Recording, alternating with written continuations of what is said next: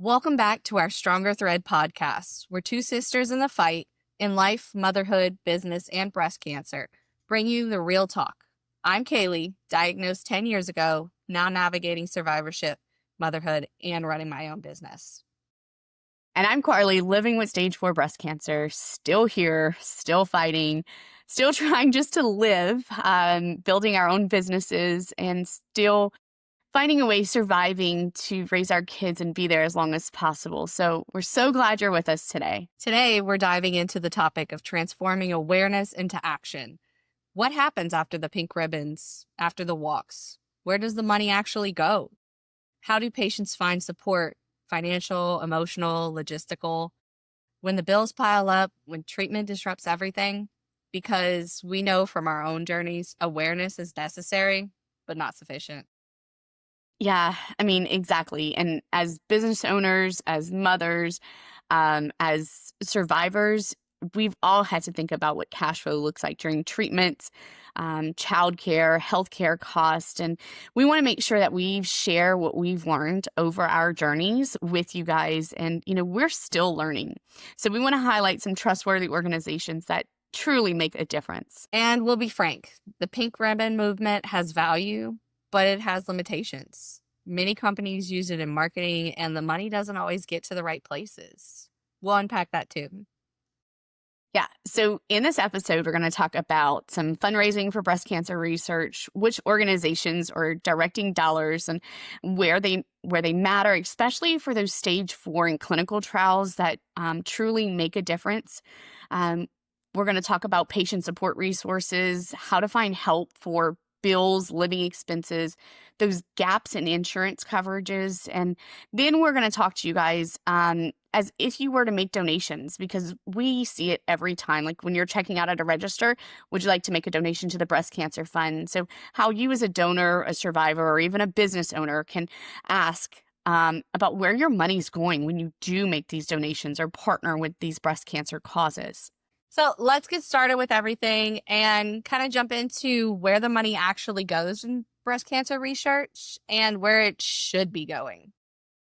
So jumping back about 10 years ago when I was diagnosed, I assumed most of the fundraising money that actually was being raised for breast cancer would go straight to clinical trials and research and hopefully prevent future recurrence and, help heal people, right? But as I started digging into it and to the survivor community and to just research how to get help as a patient, I actually learned the picture is way more complex. And for those of us here today with or beyond breast cancer, that really matters. Yeah. And in fact, one of the biggest issues is that the pink ribbon is not a regulated ribbon.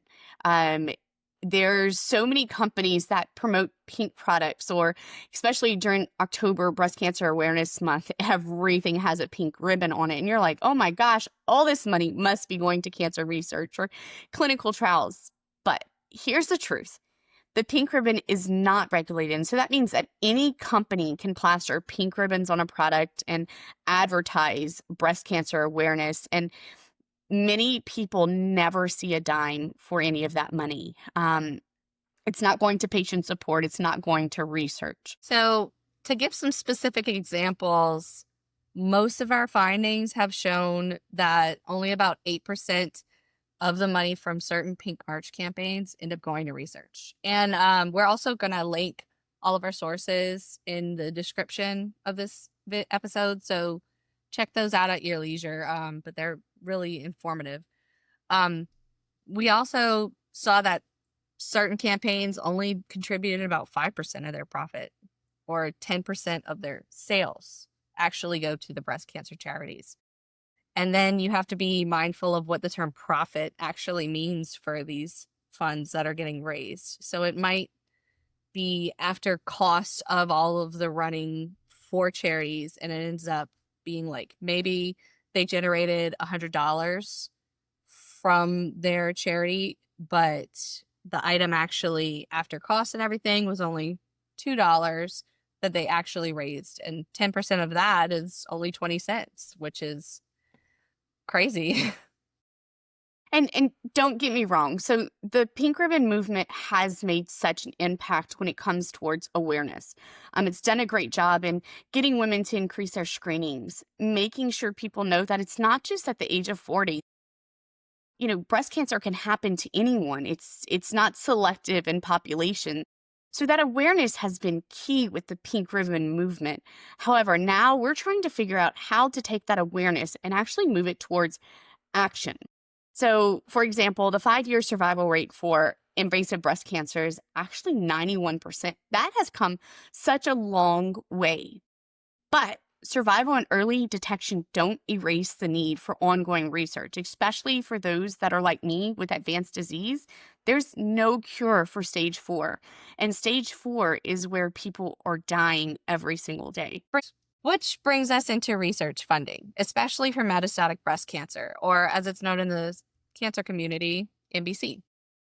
Yeah. So as I'm 2 years now diagnosed, 2.5 years diagnosed with MBC, with metastatic breast cancer, I have done a ton of research and, looking for causes that are focused on finding a cure for metastatic breast cancer has been very hard. Only about 10% of funding worldwide goes to metastatic breast cancer research or clinical trials. And so it's a very small percentage. And, my feelings are if we can cure metastatic breast cancer, it's a cure for all. So upon doing a ton of research, I found this community, I found this organization that I have fallen in love with, and that's called MBC Cure. This foundation was inspired by Carrie and Jackie. They unfortunately passed away from breast cancer, from stage 4 breast cancer, and their families have wanted to hold their legacies and truly find a cure for metastatic breast cancer. And not just one subtype, for all subtypes. That's their vision, is to achieve a cure for all subtypes of metastatic breast cancer. So what this community has done, what this organization has done, is they are truly focusing on research, awareness, education, and having access to different types of efforts. So they have partnered with 3 of the most well-known cancer institutes: Penn Medicine's Abramson Cancer Center, Fox Chase Cancer Center, and Memorial Sloan Kettering Cancer Center. And their focus with partnering with these 3 facilities is to find curative intent for metastatic breast cancer. 90% of their funds go to research, go to education and awareness, and giving those access to different types of care. They're trying to cut the red tape that's typically involved with most government-backed programs. You have to file so much paperwork. You have to make sure all the check boxes are marked. So this organization is truly allowing doctors to focus on what they're passionate about, and that's the patients and finding these cures and taking away that red tape. So it's been such a pleasure to partner with them, and I'm trying to run for a cure, and all the money that I raise goes to MBC Cure. So we'll have the link in our notes if you guys are wanting to donate to this amazing organization and try to help find that cure for metastatic breast cancer. So that is one that is truly near and dear to our heart. There are a few others that we found personally as patients and as survivors that have really truly helped as well. Absolutely. American Cancer Society was there for me every step of the way, from paying for hotel stays while I was getting treated in Houston at MD Anderson. I live in Louisiana, so that's a bit of a drive, and there were a lot of times where I had to be at the hospital for multiple days in a row. And then they also paid for food and living expenses while we were traveling. They covered gas to travel itself. Like it was amazing what they would cover. And if need be, if I needed to get on a plane to get there, they would have covered that too. But luckily we were able to drive a lot. But they've helped so much. And there's also something a little more local. Lydia Cancer Society actually helped cover my utility bills. And that's more Louisiana based. But if you're in the area, check them out. They're phenomenal. Yeah, and local organizations are typically the ones that are going to be able to step up faster than some of these bigger corporations. So make sure you're working with your social worker at your facility you're getting treatment with. They have a list of a ton of local organizations that are there to help whenever and however they can. And I can't let this segment finish without talking about Metaviver as well. In 2024, Metaviver announced that they had 12 new grants, which awarded almost $3.75 million just to metastatic breast cancer research. So they've been a huge contributor in advancing metastatic breast cancer research and clinical trials. And they actually do work in some capacity with NBC Cure. So, check out both of those organizations. The American Cancer Society is a great one as well. And then those local organizations are absolutely fantastic. Also going to have links for them as well in the Mhm. description below. So, that way you don't have to go hunting for them. Yeah. So, bottom line is, if you're a donor and you're looking to make the biggest difference, and in my business mind, that ROI, that return on your investment, definitely check out some of these organizations that we've talked about, because you can change awareness into action, and you can have an impact as a consumer or as a donor, just even when you're checking out at a register, when they're asking you to round up your money. Do your homework. Make sure where you're donating is going to have the biggest impact on not only not only that pink ribbon and the awareness, but the support, the research, and even like Kaylee was talking about, those medical bills or the utility bills while you're in treatment. Yeah, because sometimes you're going to have to take some huge breaks from work, so you're not generating any income. I know I was teaching at the time and pregnant, so I ended up not being able to work for like 2/3 of the school year, and that really took a chunk out of our paychecks. I had, you know, disability insurance, luckily, to cover some of it, but it was not the same as getting the full paycheck of, ironically, a teacher. Well, I think that's a great segment into our next topic, which is where to go when you do need that support. So, when you're diagnosed, or if you're currently in treatment, or if you're like myself living with metastatic breast cancer, so how can you find that financial support? Because what I found is going through this journey, seeing Kaylee go through it first, and then myself going through it, is that it is a life encompassing journey. And what I mean by that is it not only touches your financial aspects of your life, it touches all the relationship aspects of your life. Many, many of your relationships change, a lot for the better, some, not so much. But then you also have that mental game. How do you adjust mentally for your physical appearance that changes? Those relationship changes, your work, like Kaylee was saying, all of those things, that mental game becomes a strong game. So if we can help you with the financial piece of it today, in today's podcast, then hopefully we can give you a little bit more tools to be successful during your journey. So let's kind of dive into what that looks like, Kaylee, and how we can help with the costs associated with cancer. Absolutely. So, like, according to the nonprofit Living Beyond Breast Cancer, or LBDC, many people in active treatment report financial toxicity, which pretty much means the cost of care plus the loss of income. And that creates a huge financial burden that's really hard to get out from under. So, what LBBC and their financial help resources page confirm, things like rent, mortgage, food, car payments, utilities, they're all going to add up, especially when you're managing cancer. And it's really hard to juggle all of it. So, they kind of take the weight off of some of it. They all add up when you're managing cancer. Yeah, and like most people going through, especially even early stage cancer, when they're starting chemotherapy, many people are not able to work. And so if you're blessed to have short-term disability, long-term disability, you're able to take a step back and, just focus on healing yourself when it goes through chemo. But what most people don't realize is your insurance can lapse during the time away from work. And so not only do you have that financial burden of getting to treatments, you know, gas, hotel, whatever that looks like those stays, but you also then have to start worrying about how am I going to afford my insurance premium every single month to make sure that I can get the care that I need to heal myself. So all of these things compile into a perfect financial storm. So we do have some organizations that we have seen people get a lot of help with, including the ones that we previously talked about. One great one out there is called the Pink Fund.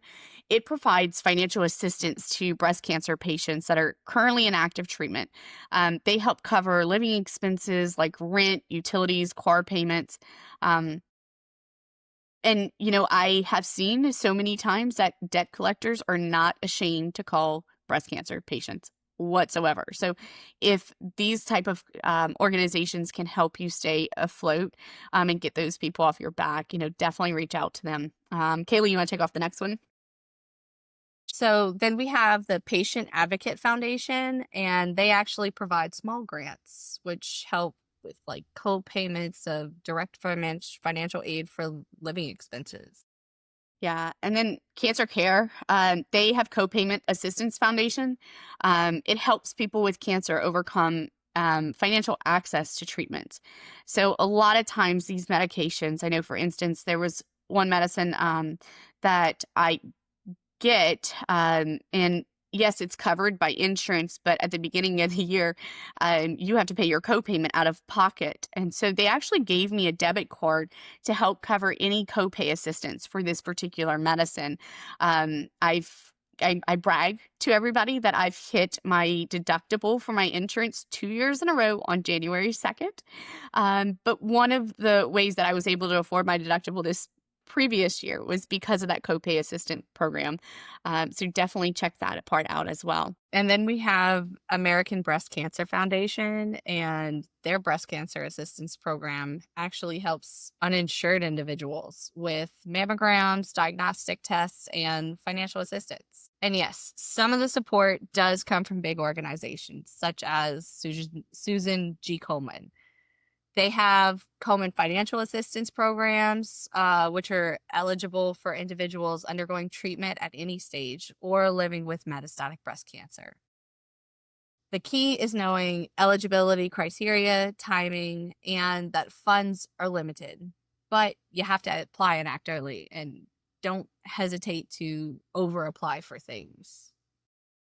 Yeah, and Kaylee's already talked about the American Cancer Society. They do have a Hope Lodge program, like she was talking about, and a Road to Recovery. Both of these cover lodging and transportation for patients that are undergoing treatment, which is pretty amazing. I know when I was going get radiation about 2 years ago, I was going every single day for 6 weeks, and the people that I would see were the same people every single day. And one of them were an older couple that were so grateful for the American Cancer Society. They were able to stay local because they did live about 3 hours away to get this type of treatment. But they were able to stay local near the hospital during this because of the American Cancer Society. So really great organization. And from our experience as business owners and mothers, reach out to your hospital's financial navigator or social worker as soon as you can. They often know a lot more about what's available, especially the local programs, which are, underpublicized just because they're putting more of their money into the research and helping people instead of the promotional aspect, which is understandable because smaller companies don't have the power that the larger ones do. So talk to those social workers or financial navigators because they have all the good details. And I don't know about you, Carly, but mine at MD Anderson, she was amazing. She talked with me every single time I was there. We would have an appointment to visit, and she would kind of walk me through, hey, did you contact these people? Or I found this for you. This is going to help you out. I already got in touch with the hotel nearby. They're going to be able to cover this, that, and the other. It was phenomenal, but you have to work with them, and don't be scared of them. They're amazing and they're super helpful resources. It also helps to document everything from your receipts, your treatment dates, to your lost income. Some of these assistance programs do require a paper trail, naturally, and sometimes it's more of a proactive payback to you, and you kind of have to foot it ahead of time. So document all bits and bobbles of the whole round of it. Yeah. Also, ask about payment plans for your business or for your home or utilities. See what's available. Everybody has extenuating circumstances. Let them know what's going on, and maybe even some local services will allow some hardship arrangements. Yeah, and make sure that you know early on what your insurance, like what to expect from your insurance. So like I said, I know that January 2nd I hit my deductible 2 years in a row, but proactively we save for that deductible every single year. We have a very high deductible because we're self-employed, and so it's actually cheaper for us to have a higher deductible. But I know that I'm going to hit it every year at this point. So I make sure that I put away money to pay for that deductible every single year before it happens. So it helps us budget during this process, and it helps us have a little bit more control of this process instead of being on the financial whim of cancer, because that's very real. So and the other part that I think it does is it allows me to save some of that stress. Stress is a fuel of cancer. The more stressed out you are, the more you're driving your own disease. So the more control you can have of these pieces definitely helps you dial back that stress in your life. And don't we all need that? So, there's going to be different long-term treatments that are going to happen, new therapies, different travels. It all adds up. And so make sure you're talking with that social worker, make sure you're talking with your doctor and letting them know the confines of your current treatment plan. You have so many partners in this, you don't have to do it alone. Also, another tip is just don't be scared of your insurance. Keep them in check. They're going to try not to pay as much as they can. Anytime, you have a denied claim, aggressively follow up on it, because most of the times they just need more details and it actually would be covered. Don't let them run the show. And I know that's sad to say, you're paying it for it in advance, but insurance is mostly automated at this point. So if it doesn't ping all the bells, then it's not going to approve of whatever it is you're applying for. So double back with them, see what's going on, see what they're missing, and get them all the information they need. And 9 times out of 10, they're going to end up covering the care you need, but it's going to take some work on your part. Yep. Just like everything else, it's just part of a journey. And I'm going to kind of shift a little bit. So we've talked about, how organizations are starting to show up and how we can shift from that awareness piece to becoming more in action, giving you guys some resources. Now I kind of want to challenge businesses a little bit and do a call to action for those businesses out there. Because we hear you, we see you, we love the attention that the pink ribbons get for our cause. The more awareness that we can get, the more eyes on this, absolutely, it helps us drive our cause. Now we're going to ask you to take that one step higher and see that if you can help us bring this to action. So for you business owners out there that are truly wanting to make a difference and change from that awareness piece to where we are having pink ribbons just to bring awareness and use the month of October for those marketing techniques, how can you as a business owner shift it into more actionable cause and make that difference that truly impacts us as patients and survivors? So we have a couple questions that we want to ask you, and as you're formulating your whether it's October, your breast cancer awareness campaign, or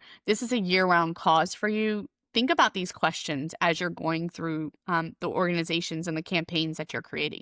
So, business owners, when you're running a pink ribbon campaign, consider how much is actually going towards the proceeds for the research or the patient support. Are you being very clear about how much of that is being sent that way, or are you using ambiguous language like 10% of the profits? That actually really helps that you're clear and concise with your message and be very transparent with how much of what you're raising is actually going where it needs to go. Yeah, and ask yourself where that money is going. So, if you as a business owner are writing a check to a charity, what percentage of those expenses go to the programs, go to the administration or the marketing for that organization? Or, do they have other fundraising efforts down the road that the money gets diluted towards? So, for example, we ran in a 5K at the beginning of this month, Michael and I, and they were very clear about where the money was going from this race. They were able to show how many mammograms they were going to be able to sponsor for those that didn't have insurance, how much was going to go to utility bills. It was an absolutely phenomenal race. And by running that race, you could feel the impact that people were making directly because you could see that impact. It was a beautiful thing. Next thing you need to ask is, does the charity that you're donating towards focus on metastatic disease, clinical trials, cure-oriented research, or mostly early detection, fundraising, and awareness? For example, Mediviver focuses exclusively on NBC research, which means your donation is targeted to current stage 4 patients who are still fighting and will continue having to fight for quite some time. Yeah. And like I said, I keep going back to NBC Cure because they have lived it. The two inspiring um, members of it were just such amazing people, and you could see that their legacy is living on in this organization and what this foundation is trying to accomplish because of these two women. So make sure you're connected to the cause and you understand what the end game is for these foundations. Like Kaylee said, is it truly just for early detection or fundraising, which is, there's definitely places for that. Absolutely. I know personally mine has shifted to the MBC, metastatic breast cancer foundations, because I truly believe that if we can find a cure for this, then we can cure all of breast cancer, and people don't have to worry about even an early stage it coming back, because that is real. People live with cancer forever, even if cancer is not in their body anymore, because of the mental drain that it takes on you. So, as a business owner, ask yourself these questions and see how you can make the biggest impact and get the biggest ROI for your investment here. So let's talk about individuals impacted with cancer. How can we take some of the weight off of our shoulders going through this journey? Yeah. So make sure that as a patient or as a survivor what you need, what you're working through every single day, not just the physical side of treatment or, the side effects that you've experienced because of treatment, because you've had surgery or chemo. There's lasting impacts from that. But also consider financially what that looks like. Create a budget that, like I said, takes the stress off of my plate, knowing that certain things are going to be covered.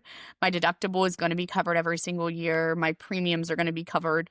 I have a plan in place for those to not lose those major components that allow me to get the treatment that I need. Then focus on, your mental health.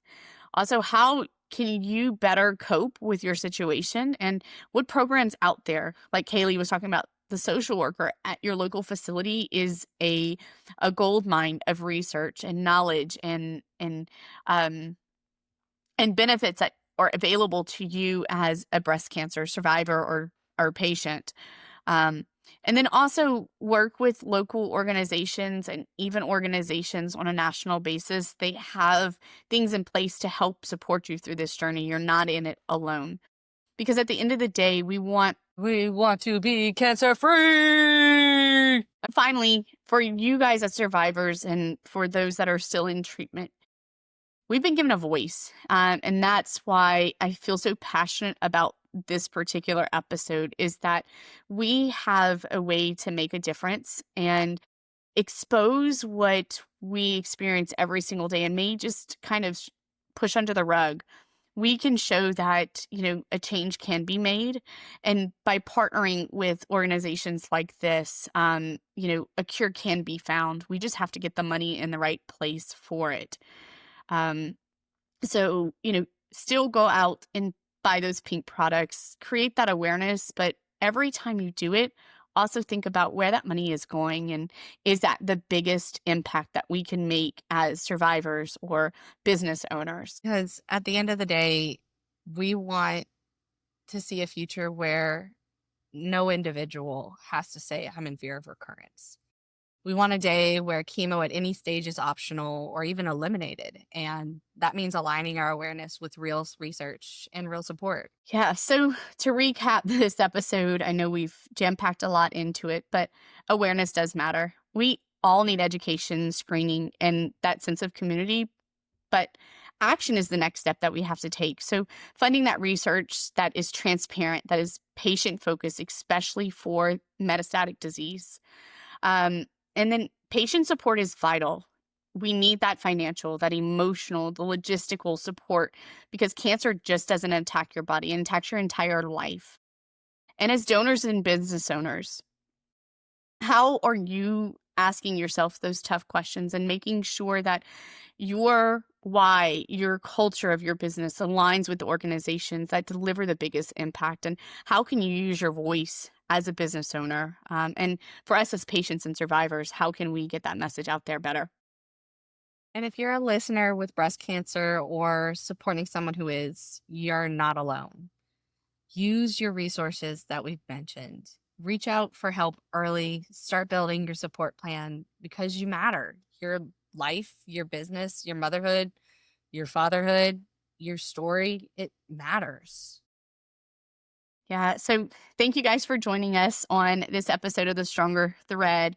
I think this is the perfect timing for this episode because we're leaving October. We're at the end of October. It's closing out on us, and we're trying to figure out what's next for the rest of this year and going into the next. So I think it's a great way to kind of bridge that gap between that awareness and that action piece. So we hope you walk away with one concrete step, whether it's applying for financial support, vetting a charity better, or even asking your business, what is your giving strategy this coming year as we go into the holiday season? We're all in this together. So until next time, live with your intention, love your thread, and keep weaving stronger. Bye, guys.